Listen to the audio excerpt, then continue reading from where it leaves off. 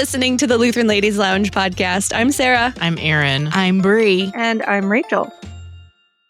Today is an adventure in Lutheranism. Yeah. It's part one of a few. I love that. The ambiguous. We don't know how many parts. Maybe 3. At least 2, maybe 3. We'll see where this goes. Right. I'm open. Whatever. Rachel, this is your adventure, and you've been putting in a lot of time researching this one. So what is this open-ended series on? Okay, so this is something that has been on my to-do list for at least 2 years, both here and over at the Lutheran Witness, and I'm pretty sure that Pastor Askins has given up the notion of me ever actually writing on this topic for him. But I have not forgotten, because it is something that I know very little about and I want to know more about. There's a reason I know very little about it, and that's because I've not ever been interested in it until recently.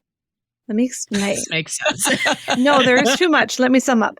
It is the Altar Guild. Aha! Yes. So a couple of years ago, we put out this quiz called Which Lutheran Lady Are You? Take this interactive quiz to find out. It was this BuzzFeed style quiz that would tell you whether you were more like me, or you guys remember it, but me or Sarah or Erin or Bree. Which Lutheran lady are you? Yeah. And there bring was that back for a second. And Bree, you featured caricatures of us, and it was amazing. Yes. Oh, it was wonderful.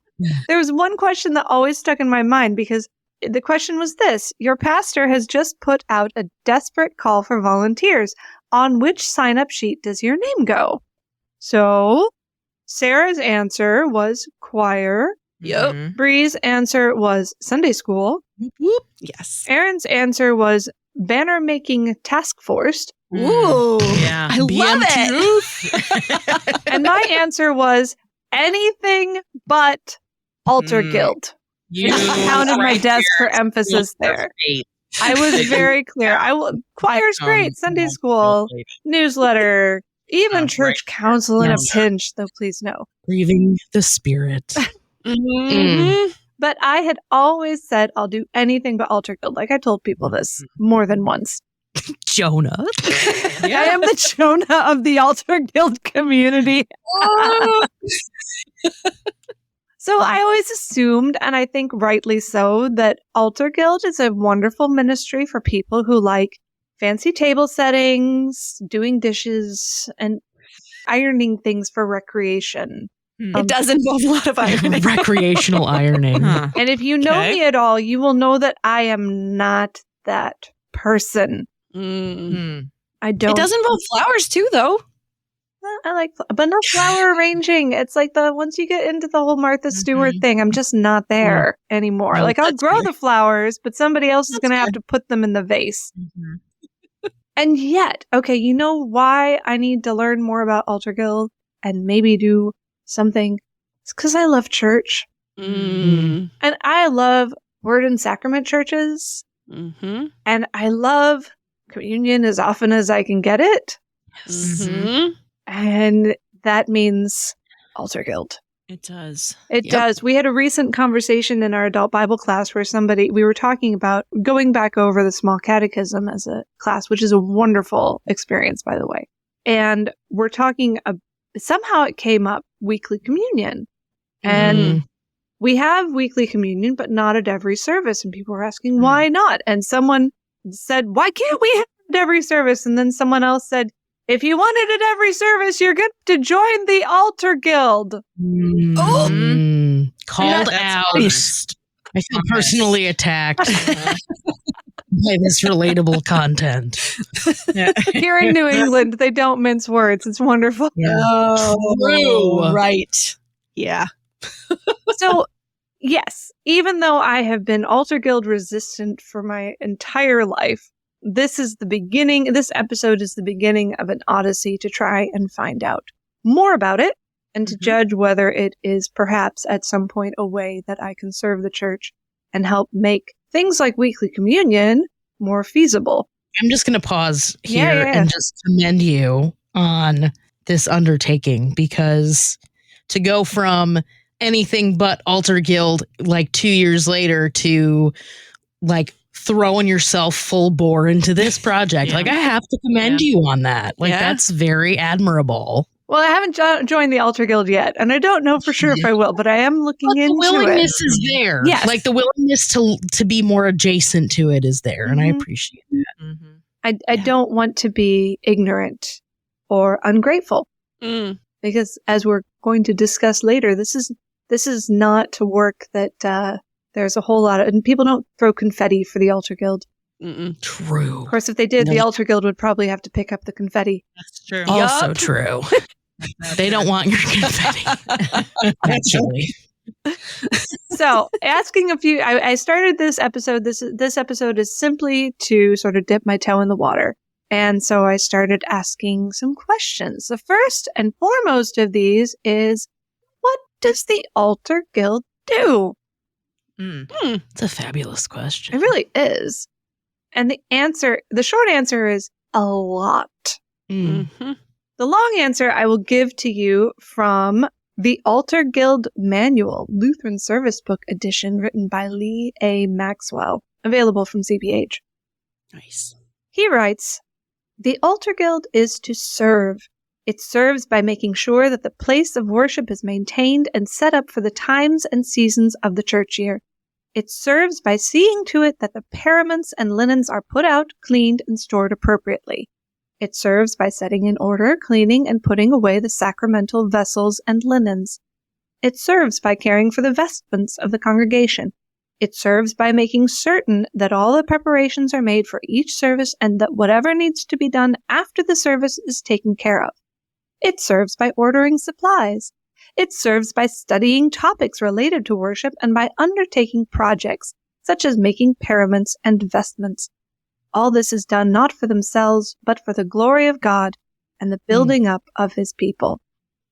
That's a lot. That is broad. It is very Oh, but that's not all. That's not all. Oh, But wait, there's more. yes. It goes on to say that the one special requirement for serving on the Altar Guild is spiritual commitment. Because you are not just washing dishes and ironing. You are doing these things for the Lord and for the people of God. So it is spiritual work. And then finally, he says, the work of the Altar Guild has a spiritual goal. It is for the glory of God's name and the building up of his people. So this is serious stuff. It's serious. It's good stuff, but it is serious stuff. Yeah. So then, of course, I had to do some digging and try and find the history of the Altar Guild, because you got to know. Right. It didn't appear out of thin air. It didn't, except it kind of did. Whoops. No, I've got more. This is just the initial phase. I've got more research that I need to do because I have too many unanswered questions so far, because there isn't a lot known.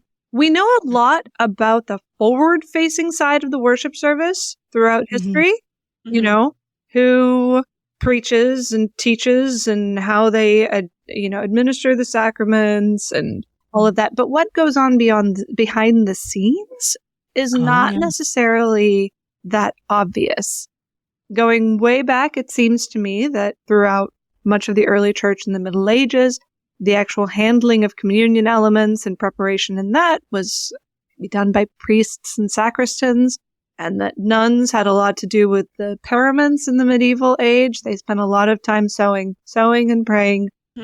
Today, I found out that there are certain orders of cloistered nuns in the Roman Catholic Church that specialize in baking altar bread for communion. So that was pretty cool. Whoa. Yeah. That is cool. Yeah. That is cool. We see in scripture certain references both to men and to women. So in passages like Mark 15, you see references to women who followed Jesus and ministered to him, presumably by, I don't know, well, I guess the first century equivalent of washing his socks and making sure that he had food to eat at the end of the day. It's laundering vestments right there. Right. Yeah.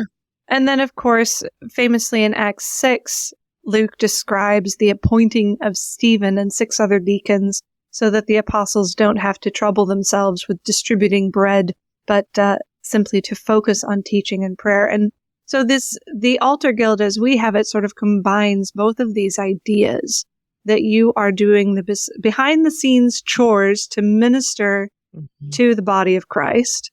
Mhm. And at the same time, you are doing those chores, and I use the word chores because it's the only really appropriate word, doing those chores that will free the pastor up to focus on teaching, leading worship, not having to worry about washing up after communion, and various other chores that are rather incidental to his work otherwise. And there are churches that don't have altar guilds, and in those often very small churches, the pastor does have to do it all. But I think it's better if he can be free, just as the apostles were in Acts, to focus on the word of God and prayer. And that's a good thing. Do we think that altar guild tasks even harken back to like Old Testament Levitical Yes. like designations? And I'll get to that in a minute. Okay, sorry. Yeah. No, there is an Old Testament connection to this too. Yet, as I mentioned, like so many other of the more humble, less visible parts of church history, there aren't a lot of details that seem to bleed through the records. I would like to do a more exhaustive search, but I did dip into my husband's Oxford History of Christian Worship and found a lot on the front-facing part of the service and very little on the behind-the-scenes stuff. It happens. Somebody does it. And in our churches, at least, that is the altar guild. When you talked about nuns and working with the paraments, my brain started smoking a little because I remembered something from a previous podcast, and it was Elizabeth Cruciger, who was in the Abbey of the Premonstratensians, sorry. And they were the ones that took care of the paraments outside of their cloister. So, yeah. Yeah. No, that part of it is very much has long been handled by women. Yeah. Which leads us to a broader question. Is this necessarily women's work? That's a great question, too. I believe there was actually a conversation just a little while ago in a Facebook group that I'm not part of, but hears things from every once in a while, that was asking just this question, that should women be involved in this work, particularly as it regards communion elements, and is that not better done by a pastor or at least by a male? So the answer I would have to that, again, it's not authoritative, but in the LCMS, yes, this is and has been women's work. I have a completely falling apart, coming out of the binding edition of the book before the Altar Guild manual I just referenced earlier. This is the 1964 edition of What an Altar Guild Should Know by Paul H.D. Lang. It's a treasure. And it's also unambiguous. There is only one set of singular pronouns used in this book, and it is the ladies of the Altar Guild on many occasions. Okay. There you go. That answers that question. Yeah, so at least as of 1964, it was considered women's work, and only women's work. Very godly women's work. It was very highly esteemed, at least by Paul H.D. Lang, that he saw this as a very important, vital, spiritually meaningful act of service and ministry in the church. And so to sort of prove this point, there's this one, I promised you this, Old Testament reference, but he has this paragraph at the end of the first chapter called Wise-Hearted Women. He writes this: if these purposes of the Altar Guild and the principles concerning the externals of the church are clearly understood and properly carried out, the members of the guild will render a great service to the Lord and the congregation. They are successors of the wise-hearted women who helped furnish the tabernacle of God in the wilderness. Of them it is written, all the women that were wise-hearted did spin with their hands and brought that which they had spun, both of blue and of purple and of scarlet and of fine linen. Exodus 35:25. They are the followers of Mary, Martha, Salome, and other women who'd ministered to our Lord and his disciples. They are the pastor's assistants, who relieve him of certain work in the chancel which they can do, so that he can devote himself to other important matters. Their service is a beautiful and blessed one, a labor of love in the church. And I thought that was really beautiful. That is Mhm. gorgeous. Yeah. So I hope that answers that question. An argument could be made from history, I suppose, for having the pastor or a sacristan, that is to say, someone who is ordained or sort of halfway to being ordained, handle the consecrated elements. And I remember when Ken was at seminary, the work of the altar guild was handled by an appointed sacristan, usually a fourth-year seminary student. But then, of course, in that time and place, women were pretty scarce, and fourth-year seminary students were a dime a dozen. Right. This was not an ordained position, but it was seen as a very special position. In most congregations, fourth-year seminary students are pretty scarce, and True. women with willing hearts are not scarce, and so that's usually how it happens. But as that 1996 Altar Guild manual is quick to point out, men can serve on the Altar Guild. There's no reason not to. Hang on just a second. Let me see if I can find this quote. It's not women's work. No. That part is a tradition. Mhm. Like it's traditionally been done by women in our church, Yeah. but it's not like the office of the pastor where it must be done by a man sort of thing. Right. So it's not that it must be done by a woman, can't be done by a man, but traditionally it's been done by women. Yes. Here we go. I found the quote from Lee Maxwell.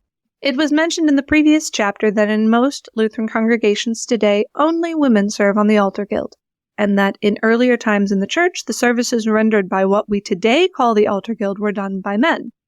There is no reason, however, that women and men of various ages cannot serve together on the Altar Guild. In fact, participation by men and boys should be encouraged. First, the work done by this guild cannot be classified as women's work. Second, the work of the guild in assisting the worship of the congregation is an appropriate avenue of service for any of the priesthood of the baptized, be they male or female. So that is sort of the latest word on the subject. And in my church, I believe some of the members of the Altar Guild are married couples, which is really cool that you can serve the church together in that capacity. For a really long time, I had only seen women do Altar Guild. And so when we got to a church where men were also on Altar Guild, it was actually a little weird for a little while of like, oh, yeah, I guess guys also can do this. I had just never seen it before. It was really interesting. And now my husband does it with me. So, So the Altar Guild, to sum up before we get into our broader conversation, it is important work. It is beautiful work. It is godly work. And it is service in the kingdom. Absolutely. And yet, I am still reluctant to join. And I think for good reason. I have a list here. Hey, It started out as top. You have a list. Of course, I have a list. It started out as top 5 reasons why I am reluctant to join the Altar Guild, and it has now grown balloon to 9. It might be longer later on. Whoops. Okay, here are the reasons why I'm reluctant to join the Altar Guild, and also, I guess on the positive side, these are the reasons why I have crazy mad respect for the people who do serve on the Altar Guild. So, it's a both and. Reason number 1, extra time. Like, these are the people who come in on Saturdays to set up. These are the people who come in every time the season changes to change the paraments. They're the people who stay after to tidy up after the service. You might miss coffee hour because you're on the Altar Guild. Need that donut, though. Yeah. So, yes, the time. Reason number 2, washing dishes. Actually, this just grew by 1. Coming up with... I really don't... Live updates, everyone. Up Live to 10. updates. Up to 10. True. Up to 10. All right. Yes. Reason number 2, washing dishes.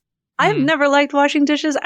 After I was first married, I had this crazy idea that maybe I would do all the chores, except my husband would wash the dishes.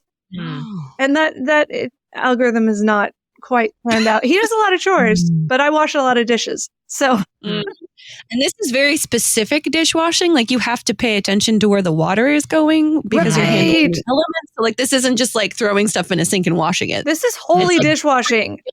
Yes. Especially if you don't have one of those sinks that goes directly into the ground. Like you have to collect all the water and then take it out. Oh like it's a whole thing. Wow. Okay. So dishes, but like expert level dishes. You actually have to think about it. Yep. Mhm. It's not mindless dishwashing like No. after dinner. Mhm. There isn't a way to just sort of pop all the individual cups into a dishwasher somewhere. Mm, Yeah. no. Okay. Number 3, polishing stuff. Mhm. I don't polish stuff in my life. Mhm. I don't tend to own things that have to be polished. And Mhm. for the 1 or 2 or 3 silver things we have that need polishing or bronze or whatever, I usually say, oh, it looks nice with that wonderful aged patina. That's great. Yes. I love a good patina. Doesn't fly in the church though. No. Nope. No. Womp womp. Nobody wants a patina on their chalice. Mm-mm. No. All right. Number 4, ironing. I do. Ironing's the worst. Lots of it. I don't iron. I iron like Easter and job interviews. Mhm. Yeah. Otherwise, I just try to get out of the dryer really quickly and get it on a hanger. Correct. Yeah. Yep. Mm-hmm. But in Sometimes I altar just guild, let my body not heat. an option. You're getting up that ironing board. Ease out those wrinkles. I'm just going to get real sweaty in this dress. Yep. Keeping it wrinkle free. Yeah, not sure that works for paraments. Yeah. It will not wear out. Oh. Yeah. Thankfully, paraments are like flat and one that's single true. sheet. So That's true. in theory, it's less complicated wrinkling, ironing. But yes, it's As still opposed to iron. a chasuble, which you start ironing and you keep moving it around, and you're like, Never does this never end? No, it does Never not. ends. By the All with time the you- seam on it. fabric. Ugh. By the time you get through those yards and yards of fabric, you're just like having to start over again. Yep. Yeah. Okay, that's reason number 4. Reason number 5, expert level laundry.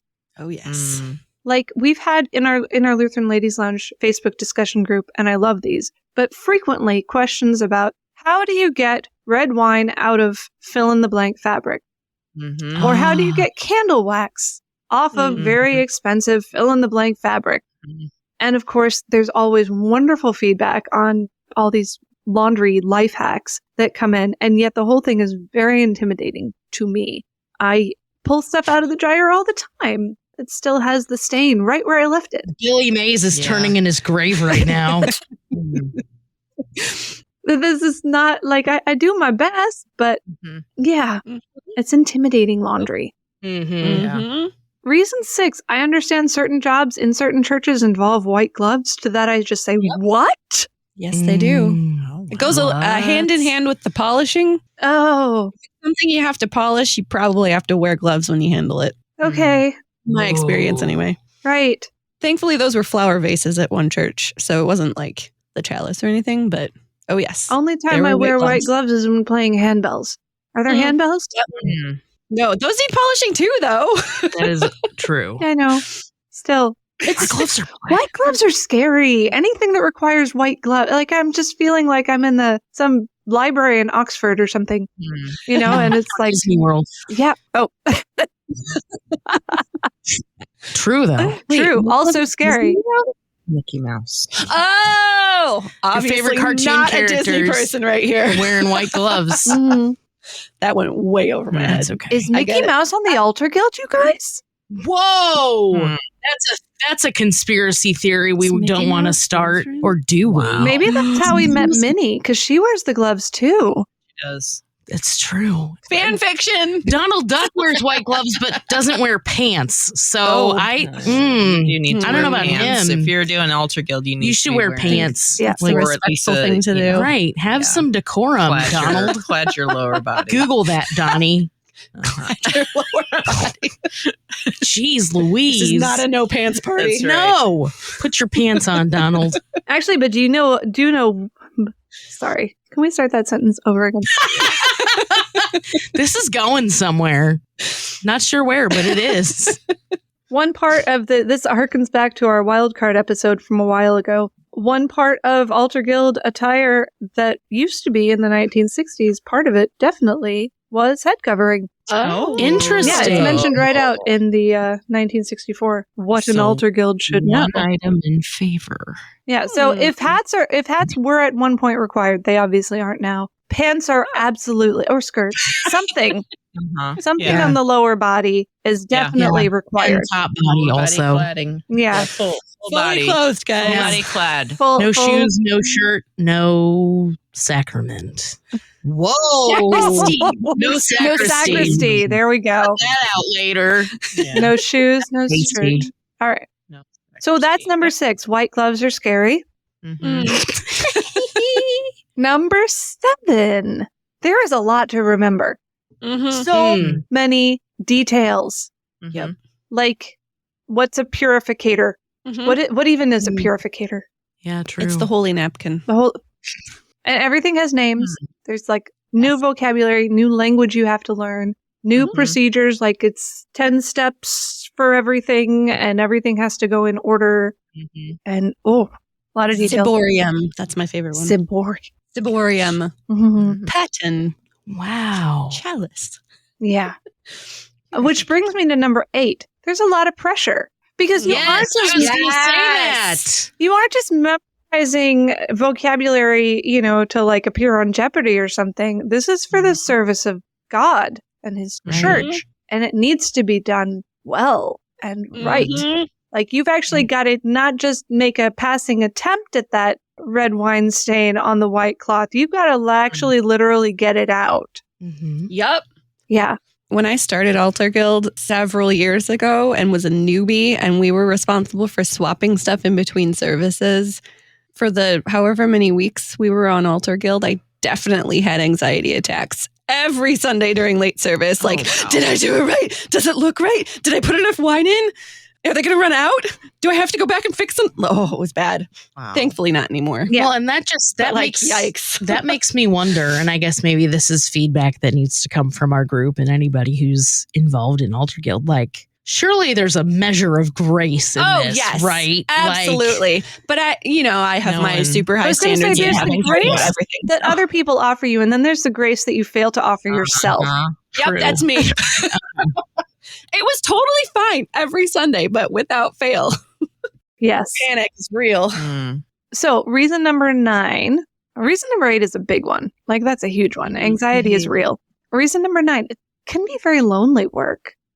Like you're often there at church when nobody else is there. And if you don't have a partner, and often altar guilds do work in partners probably for this reason, but it would be very lonely. I think of church as a place where I go to fellowship and be with people, but being on the altar guild, as previously mentioned, means that you give up some time that would otherwise be prime fellowshipping time to engage in private service. Yeah. And then finally, number 10, and I'm rather ashamed to admit that this is one reason why I'm reluctant to join Altar Guild. There is zero glory. Yep.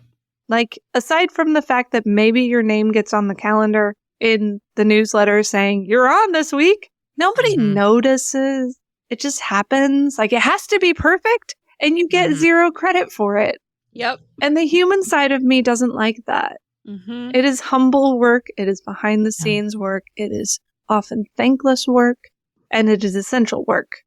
And yet at the same time, those of us who are not on the Altar Guild, who still expect to receive the sacrament every week and for things to go as smoothly as possible, like surely we owe it to our fellow Christians who are on the Altar Guild for making all of that possible. Because you're right, it generally is a thankless task, I can imagine. And there's little payoff before you have to get everything ready for the next Sunday, right? So I guess I am going to try to be a little more thankful for the people in my church who do that undertaking of Altar Guild. And it would invite the rest of you to do the same. And it is, dare I say, sacred work. Oh, yeah. Absolutely. That is, of course, one of the main reasons for doing this subject, tackling this subject on the show, and doing it in multi-parts so that we can maybe shine a little light on ladies and also some men who are serving selflessly in this capacity week after week after week, missing out on donut time, trying very hard to get red wine out of white napkins, and getting all the details perfectly so that the pastor doesn't have to worry about it. and that the church can participate fully in word and sacrament worship all the time. Mm-hmm. It's wonderful. So, as the first step to learning more about this subject, I want to ask each of you, do you have experience with Altar Guild? What do you do in your churches? What do you know about it? Well, I have experience on Altar Guild, so I guess I can go first. Yeah, Kind of got the gist of that. decreased experience. You've been bursting the whole episode. Descending order. I know. So I've always been really curious about Altar Guild. When I was growing up, I'm not sure I ever went into the sacristy at my childhood church. Maybe a few times. I don't know, it's kind of interesting. It was like this holy place that I was like, I don't know if I should go in here because I'm a child and I don't know what's happening. So I never really went into it. I love baby Sarah stories. So much anxiety, guys. I mean, I probably went in a few times, but like I wasn't on the Altar Guild. I moved away when I was 18 to go to college. So it was never really a thing, but I was always kind of fascinated by all of the different parts of the communion part of the service and all the different, all the different paraments and the different pieces that go into it and like how it gets set up and what the practice is. So when I got married, we joined our church in Chicago, and I think pretty quickly I joined the Altar Guild. I think they were kind of desperate for people, as Altar Guilds generally are. Really? You don't say. Given everything we've talked about, they're desperate for members. Yeah. I don't know. I don't really remember how it happened, but we ended up on Altar Guild. I think I was technically on it by myself with a different person as a partner, but because I was married, Luther generally came with me to do a lot of the stuff anyway, or to just help me out so we could leave quicker. Speaking of time. That's fair. So that was my first experience with it. We were there for several years. It was definitely a learning curve. We literally had a binder of procedures of what you do, like pictures laid out of how you set up the altar depending on the service and where consecrated elements go if you have them left over. Because at that church, we had a tabernacle. So at the end of the service, if we had extra consecrated wafers, we would put them into the tabernacle and they get reused. That's not a practice that a lot of churches do, I don't think.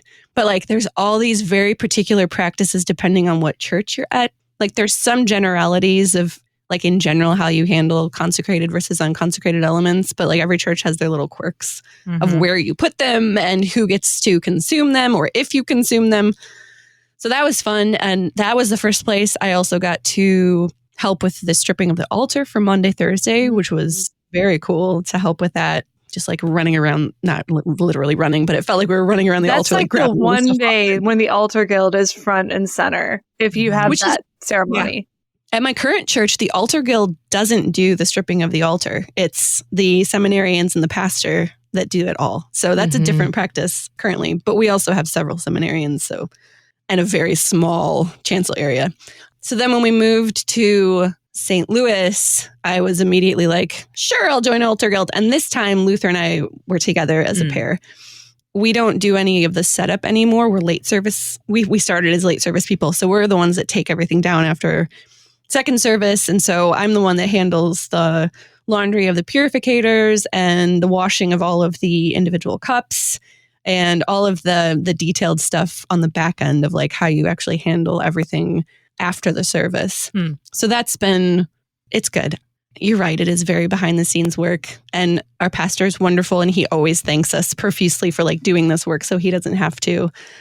But I like the fact that it's kind of behind the scenes and there's just like people just don't really know that it happens, but like that it's happening. You're an introvert, aren't you? Yes. Perfect. I just think there's something really cool about being one of the people that gets to make sure that communion happens every week and that stuff is set the way it's supposed to be and prepared the way it's supposed to be. Like it's just cool. I keep saying cool, but like it's just a very unique way to serve in the church that isn't front and center, that you're able to use your gifts, I suppose, in a way that's... It's not something you don't want the spotlight on you for something like this, certainly. Like, you know what I mean? I do not want the spotlight. But like, you're right about all of the details that you have to learn. I've learned, I think this was totally by accident, but like I learned one day, if you just put the purificator while it's still damp with the wine in a plastic bag with cold water, in a few hours, there are no more stains. They just disappear. And you just dump that water outside and wash the purificators on their own. And they're good to go. Like it seems very complicated, but if you do it in a certain way, it's not actually that complicated.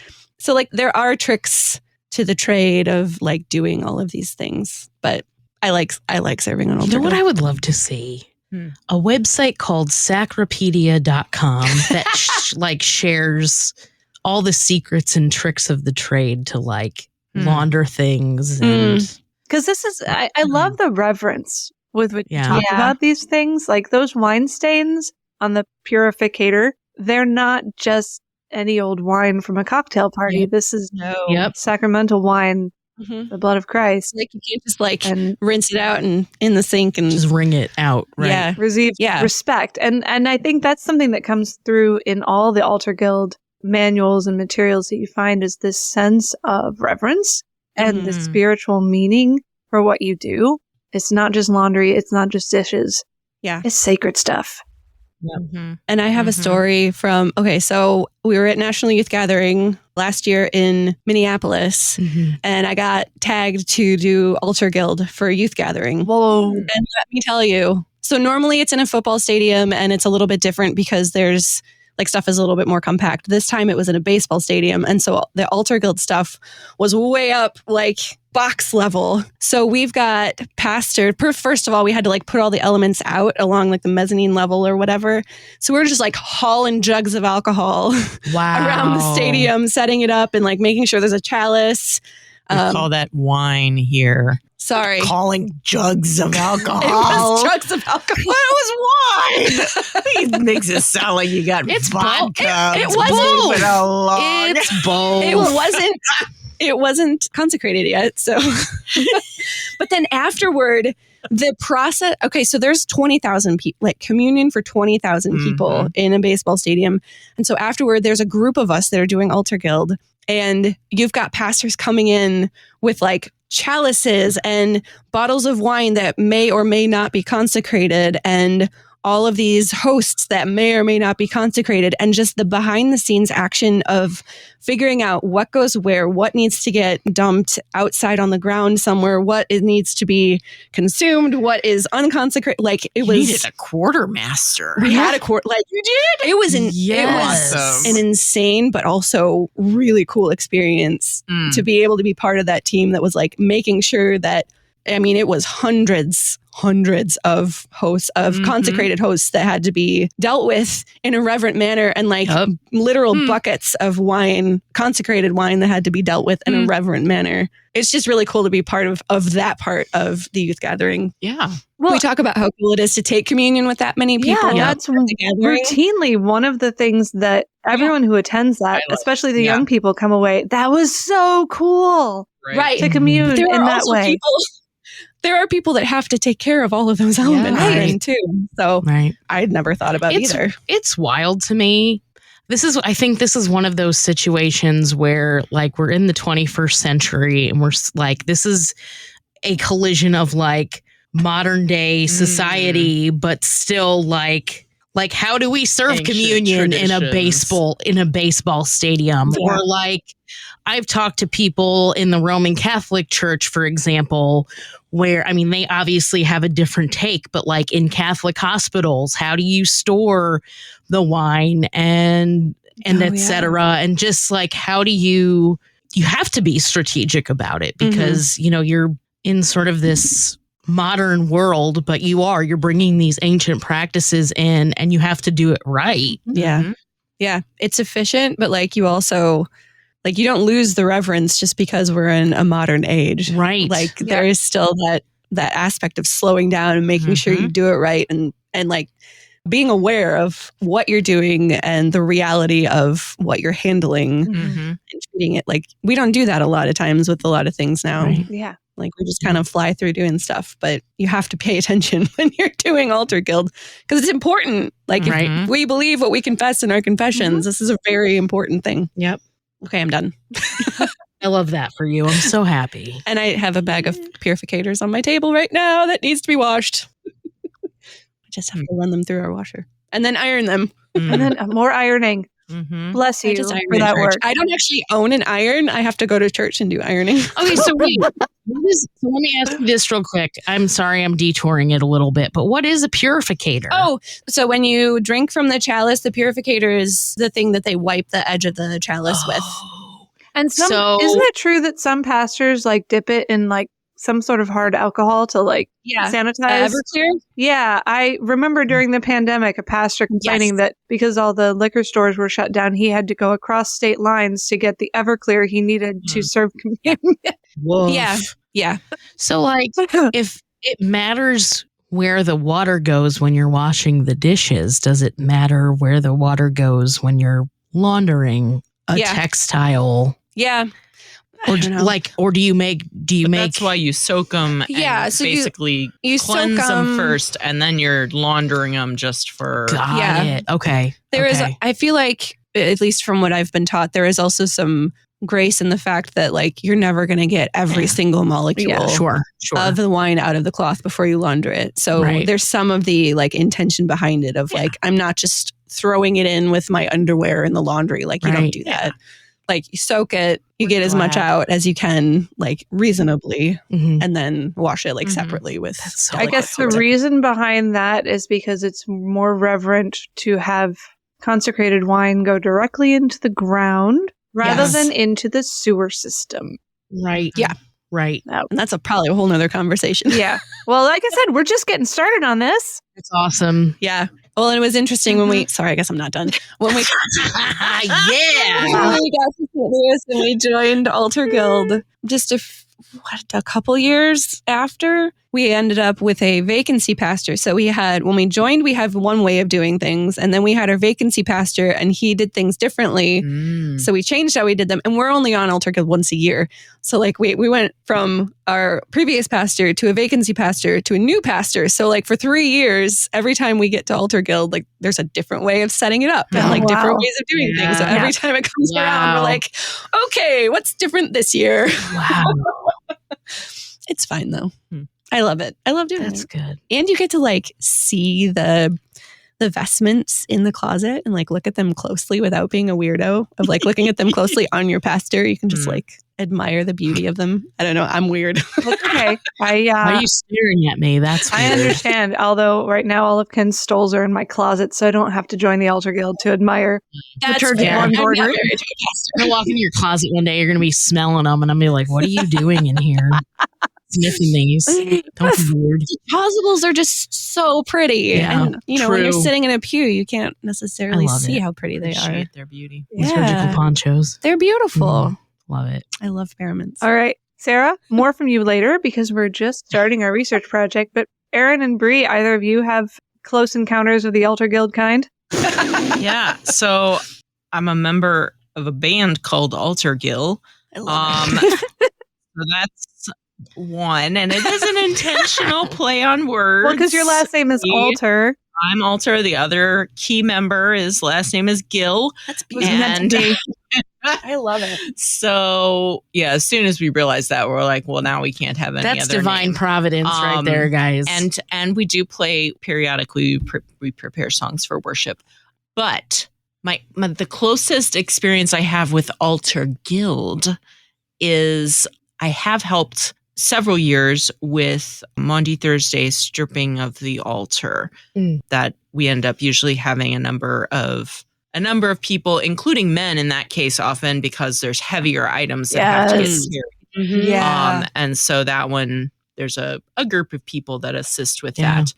At my church, I'm sure it was coming for a long time, but a lot of the ladies who had done Altar Guild for years had gotten older and older. And during COVID times, they were also the ones that were not able to come as much or, various reasons. But anyway, we found ourselves with a real need to supplement the Altar Guild population with new blood to carry on the tradition so that, people would know it and not have to rely only on a few members who have done it forever, and then there's no other knowledge passed down generationally. So we have, during the last couple of years, we did some deliberate recruitment, and they've also involved some of the kids to have them sort of shadow along and learn about helping with it. We had kids who were curious anyway, so sure, you have to treat it reverently, but yes, you can assist with this.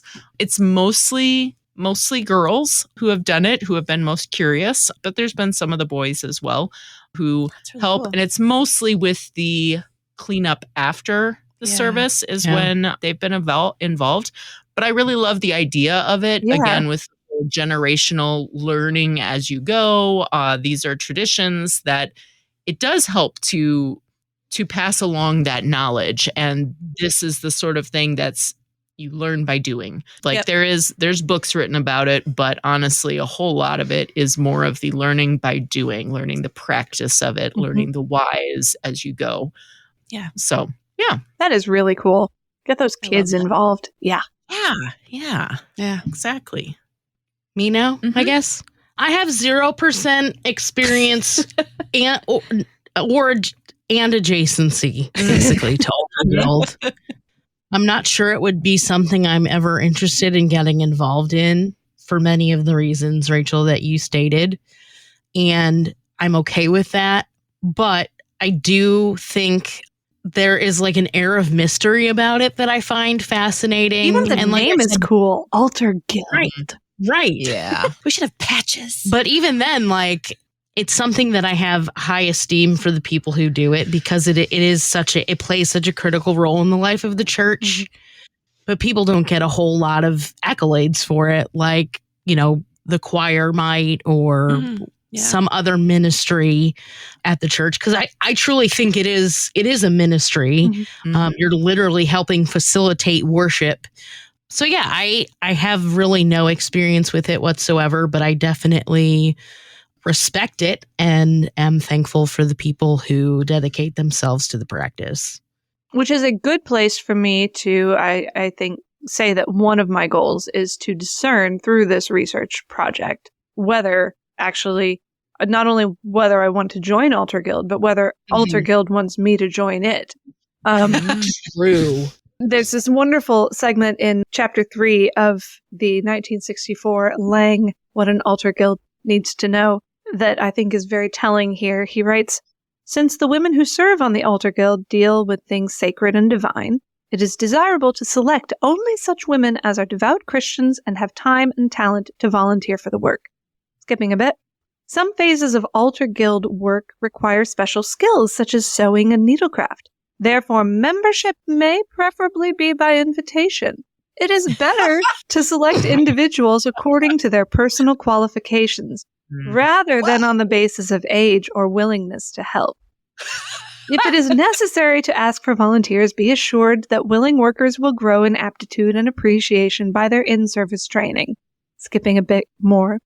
"If someone wants to join, even though she has not been formally invited, she may be given the privilege of membership and assigned the kind of work she is qualified to do."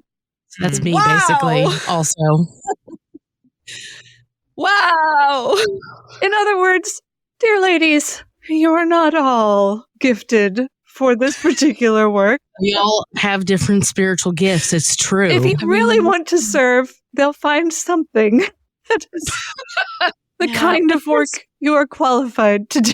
I mean, I think there's also, though, an element of, let's just speak very practically, supply and demand.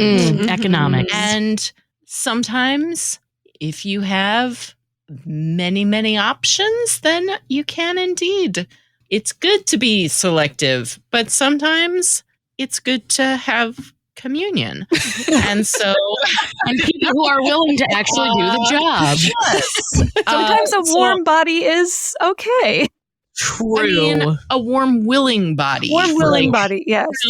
Yeah. Like, part of me thinks about the fact that in the 1965 book, that quite honestly was close to the time of the peak of the LCMS population. Yeah. They were much larger. Granted, they probably needed more altar guild members to manage larger communions and that sort of thing. But at the same time, it's good to be selective, but it's also good to... It's also possible that maybe supply wasn't an issue back in those times. Right, exactly. That's sort of what I mean by, maybe... Anyway, I feel don't let this be something that dissuades you, ladies, by self-selecting yourselves out by thinking you don't have the sewing skills that are needed. We don't do a lot of sewing these days in Altar Guild. I was gonna say I feel like Altar Guild is a lot more about handling elements and changing paraments.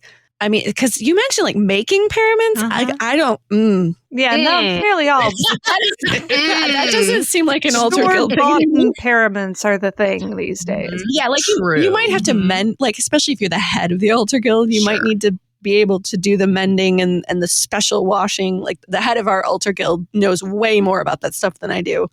But like we are not making paraments. We definitely bought all of our paraments.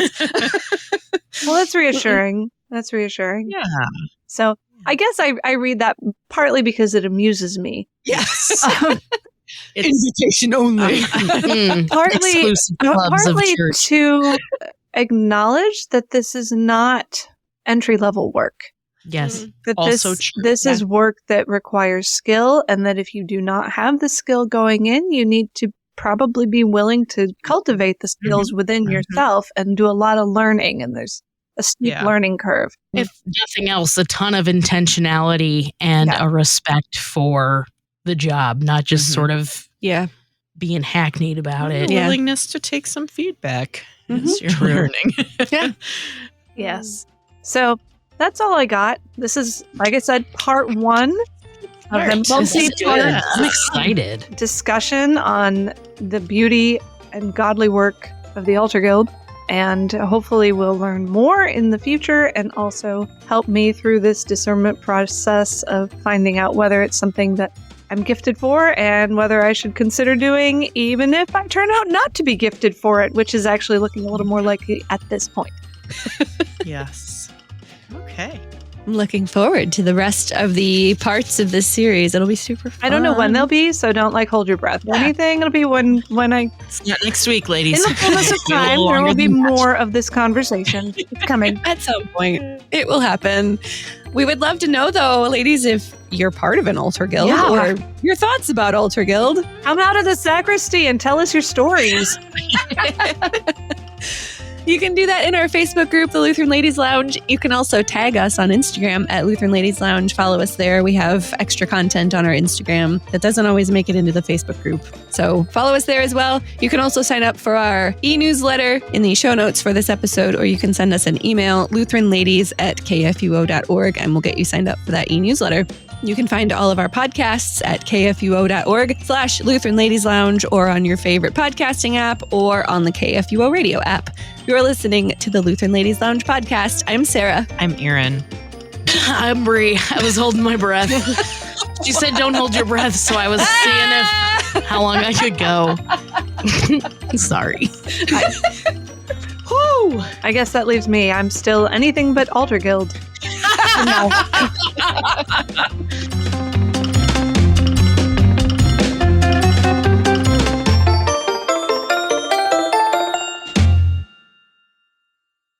Views and opinions expressed on the Lutheran Ladies Lounge podcast may not represent the official position of the management or ownership of KFUO Radio, the Lutheran Church Missouri Synod. The Lutheran Ladies Lounge is produced by KFUO Radio and available at kfuo.org or wherever you get your podcasts. Don't forget to hit that subscribe button and leave a review for us too. If you love the Lutheran Ladies Lounge podcast, consider financially supporting our producer, KFUO Radio, so we can keep doing what we do. Find out how at kfuo.org/give.